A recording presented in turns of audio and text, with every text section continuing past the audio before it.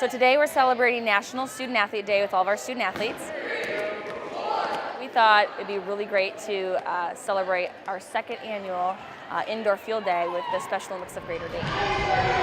We're basically just going to have the old school, middle school gym class type day. We're going to play some mat ball, do some knockout, do some different running games, get active, get running around, and just have a bunch of fun. It's always fun getting out and like seeing them, helping them go through it, and kind of share some tips for them. The student athletes from this event, and I think they take out of this that it's how important it is to be an active member of their community and make sure that they're engaging with other people and staying active at the same time.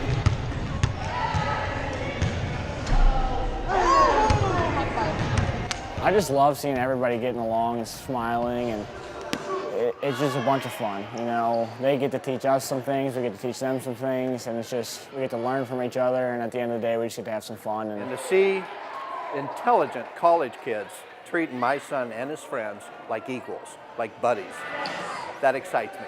That I see that and I said, the world's got a chance. With young people like this coming forward, the world's got a chance. It's one of my favorite things about Wright State was being able to give back and change some people's lives, and you know, because not everybody's always in a good situation. This 2 hours could be the best part of their week, their day, their year. So it's nice just, you know, make somebody's week. 1, 2, 3, right!